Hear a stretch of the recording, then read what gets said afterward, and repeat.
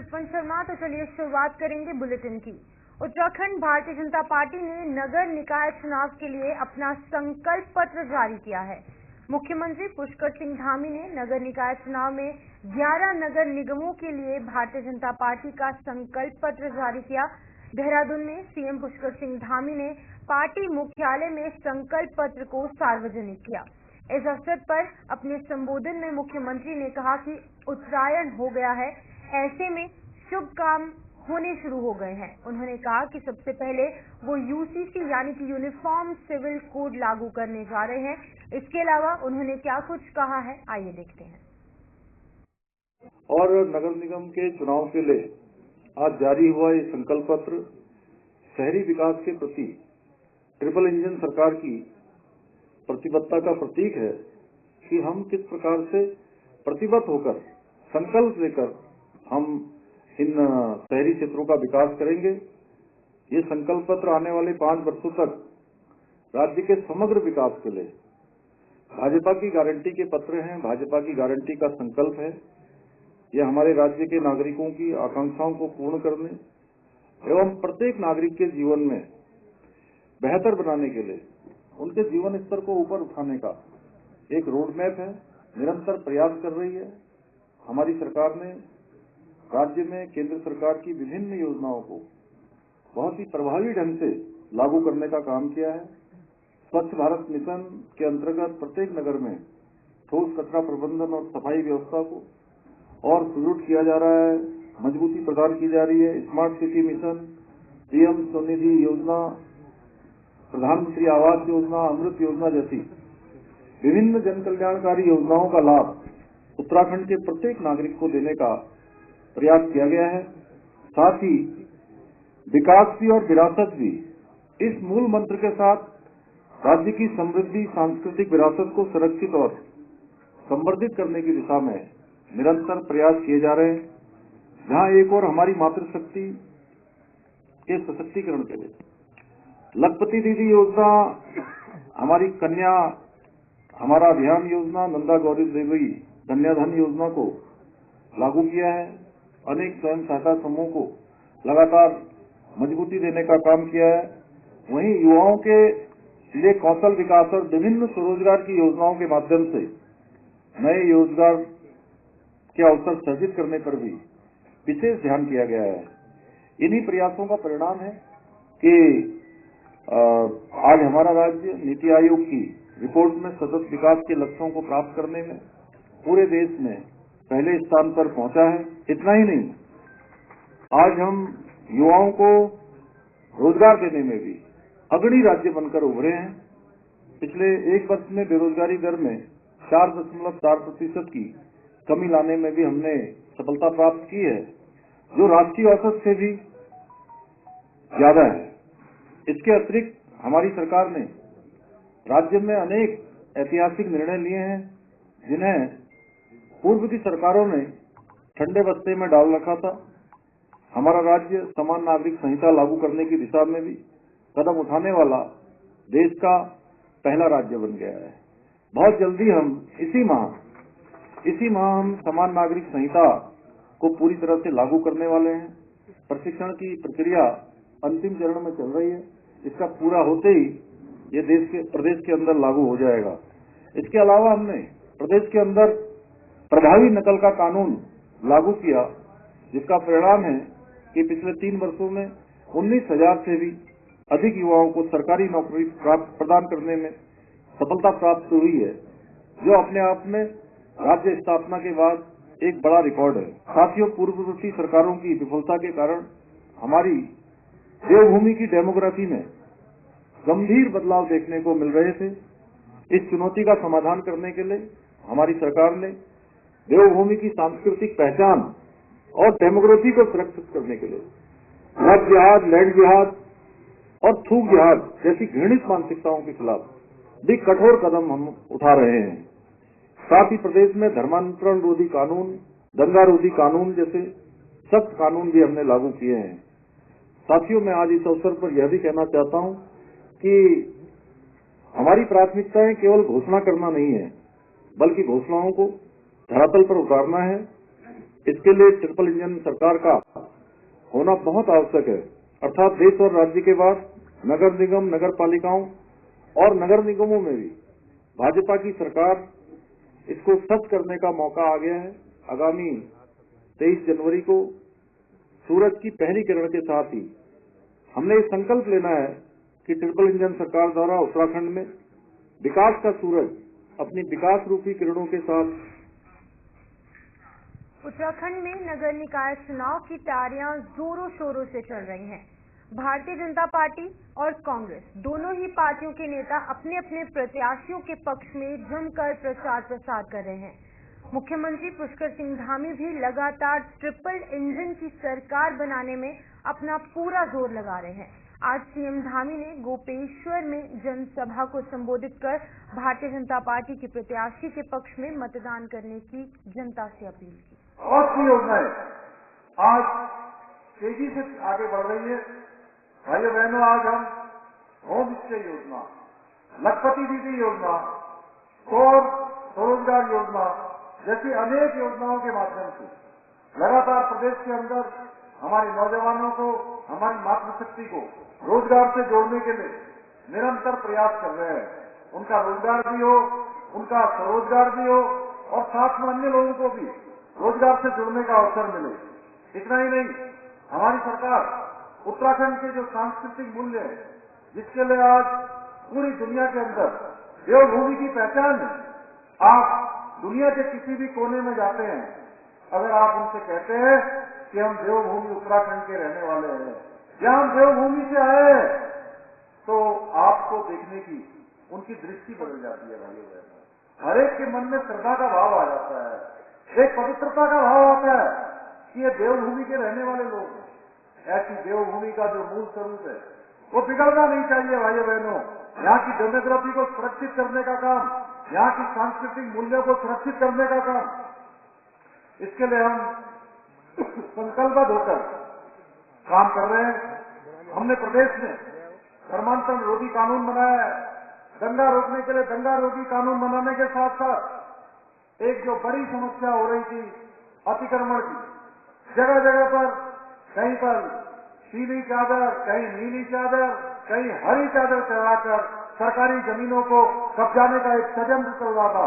भाइयों बहनों, हमने इस षड्यंत्र के खिलाफ अभियान चलाया और इस लैंड जिहाद के खिलाफ कार्रवाई करी।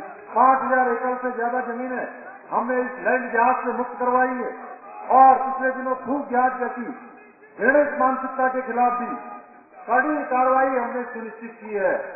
इसके साथ ही देवभूमि उत्तराखंड के रहने वाले हर एक व्यक्ति को, हर एक जनगण को ये गौरव प्राप्त हो गया है कि देश की आजादी के बाद जो पहला संकल्प देश का था, जब बाबा साहब भीमराव अम्बेडकर देश का संविधान बना रहे थे, उन्होंने संविधान के अनुच्छेद 44 में जिस बात का प्रावधान किया था कि देश के अंदर रहने वाले हर एक व्यक्ति के लिए, हर एक वर्ग के लिए, हर एक जाति के लिए, हर एक पंथ के लिए एक समान कानून होना चाहिए।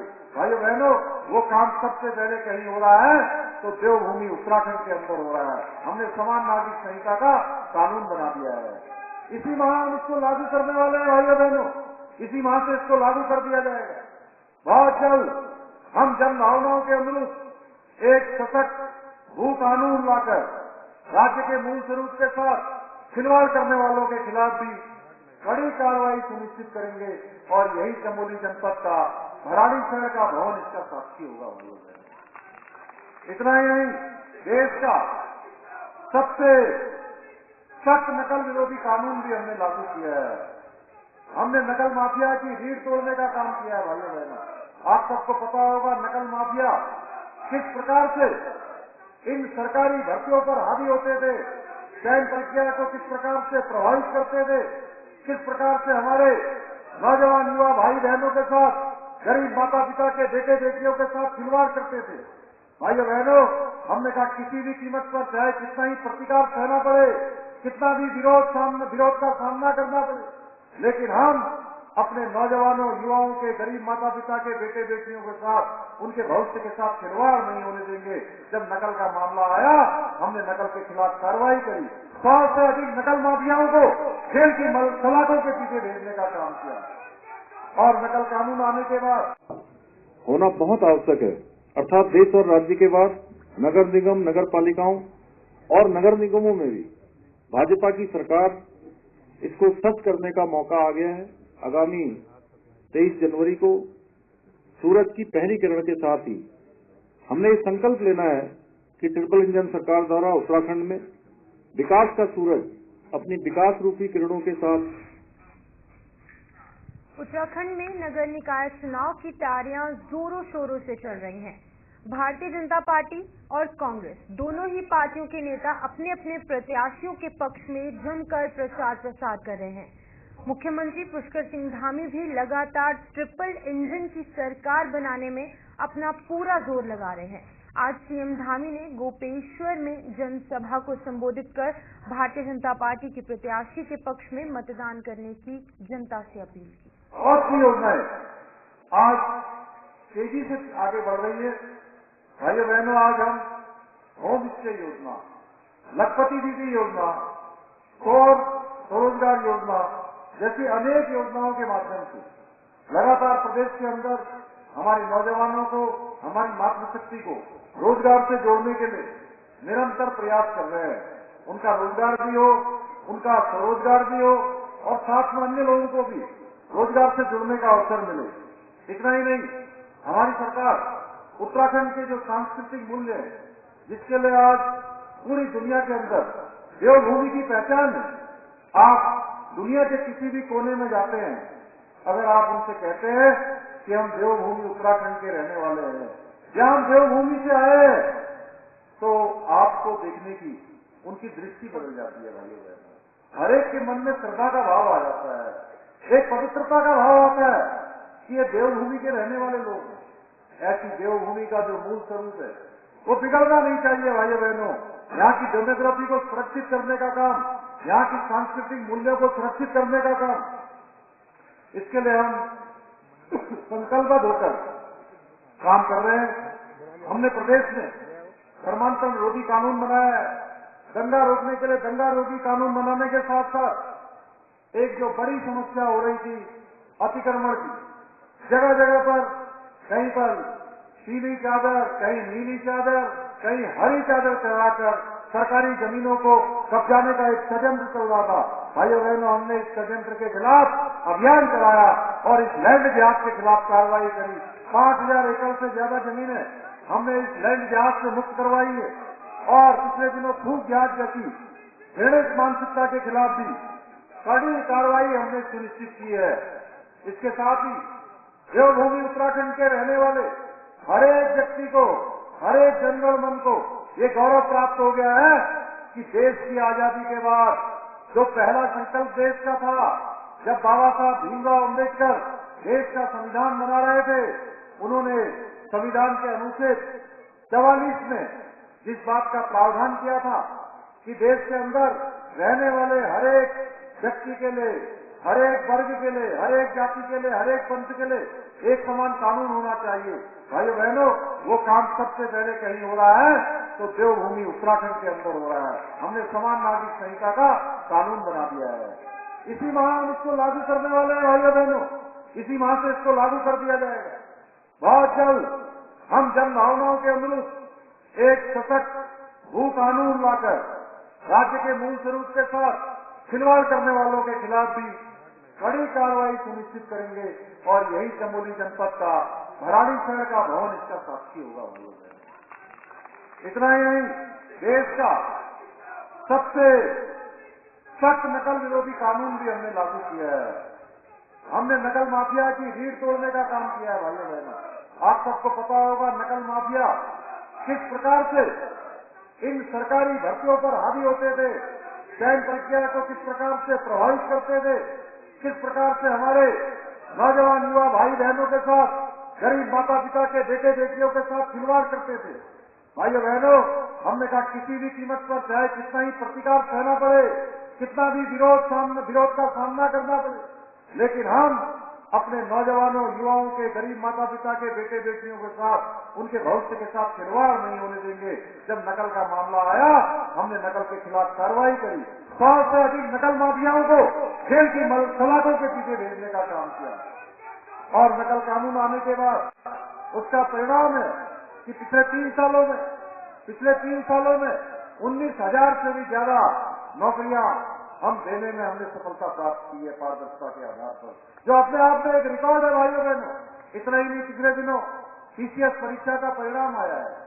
चमोली जनपद के भी हमारे कई गरीब माता पिता के बेटे बेटियों को चयन का अवसर मिला है भाइयों बहनों। और उत्तराखंड का कोई जनपद ऐसा नहीं है जिस जनपद से हमारे युवा नौजवान आज उस चयन में भाग ले रहे हैं और उनको चयन का अवसर मिल रहा है।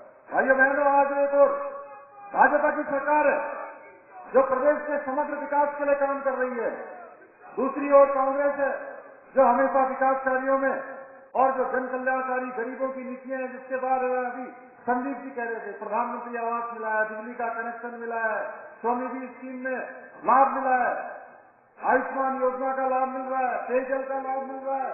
ऐसी योजनाओं को भी रोकने का काम कांग्रेस पार्टी कर रही है। भाइयों बहनों, मैं कांग्रेस वालों से पूछना चाहता हूं, आज कांग्रेस के लोग क्या इस बात से दुखी हैं कि आदरणीय मोदी जी के सहयोग से, केंद्र सरकार के सहयोग से प्रदेश के अंदर 2 लाख करोड़ रुपए से भी अधिक की योजनाओं पर कार्य किया जा रहा है?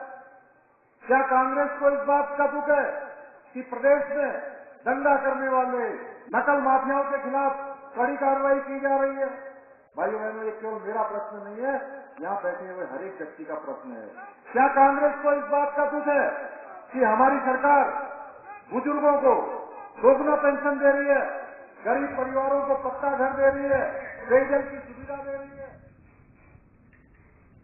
तो आपने देखा किस तरीके से पुष्कर सिंह धामी जो है वो खुद यहाँ पर लोगों से संवाद करने की कोशिश कर रहे हैं, जनसभाओं को संबोधित कर रहे हैं और वो चाहते हैं कि ट्रिपल इंजन की सरकार एक बार फिर से यहाँ पर उत्तराखंड में देखने को मिले और अपने प्रत्याशियों के पक्ष में वोट की अपील लगातार वो कर रहे हैं। इसी बीच में आगे बढ़ जाएंगे।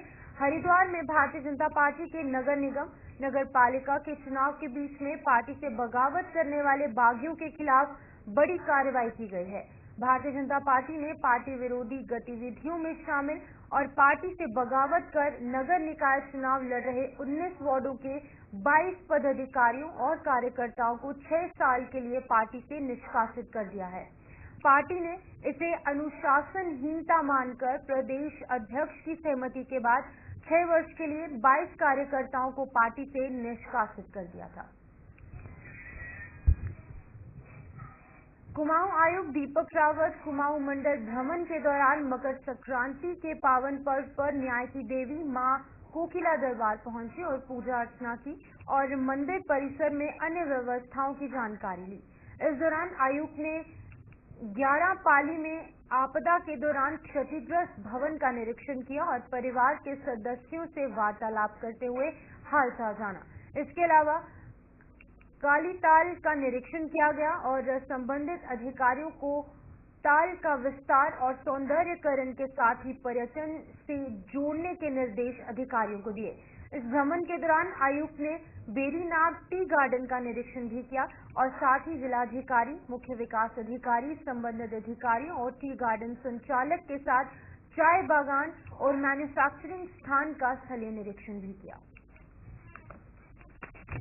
ये है कि जो बेरीनाग की चाय है ये अपनी एक विशेष पहचान बहुत पहले से रखती आई है और इसको कुछ साल पहले जीआई का टैग भी मिल गया है। अब एक ही हमारे सामने चैलेंज है कि जो चाय का जो उत्पादन है बहुत कम एरिया में हो रहा है, इस एरिया को कैसे बढ़ाया जाए। तो आज यहाँ पे डिस्ट्रिक्ट मैजिस्ट्रेट साहब हैं, सीडीओ साहब हैं, तो आप लोग एक क्लस्टर अप्रोच पे इस पे काम करेंगे और आसपास के जो गांव हैं, नायल है, पाखू है, इसके सेंटर्ड में जो विलेजेस हैं उसमें इसको मनरेगा के तहत, अन्य योजना के तहत इसके अंदर जो एरिया है उसका विस्तार करेंगे और यहाँ पे जो प्रोसेसिंग हो रही है उसको भी कुछ अपग्रेड करना है टी बोर्ड के माध्यम से, तो उसको अपग्रेड करेंगे। दूसरा एफर्ट ये भी है कि चौकुड़ी, क्योंकि अपने आप में एक फेमस टूरिज्म स्पॉट है जहाँ पे अक्सर टूरिस्ट आते हैं लेकिन वो मुंशियारी का इसको एक पड़ाव मानते हुए आते हैं और यहाँ पे लंबा नहीं रुकते हैं क्योंकि एक्टिविटीज की कमी है। तो उसको देखते हुए यहाँ पे टी टूरिज्म और लोकल जो हमारे यहाँ पे झरने हैं उसको जोड़ते हुए एक टूरिज्म का एक एक्स्ट्रा डे यहाँ पे लोगों को स्पेंड करें, इसका प्रयास किया जा रहा है। विलेज विजिट्स करें और इसको हम अपनी जो छोटे मोटी जो इसमें गैप फिलिंग है वो डिस्ट्रिक्ट प्लान से या अन्य योजनाओं से भी करेंगे। उत्तराखंड में सड़क हादसे थमने का नाम नहीं ले रहे हैं और आज भी उत्तरकाशी में एक बड़ा सड़क हादसा होते होते चला। जखोल से देहरादून आ रही एक परिवहन निगम की बस सुनकंडी क्षेत्र के आसपास चालक के नियंत्रण से बाहर होकर पलट गई।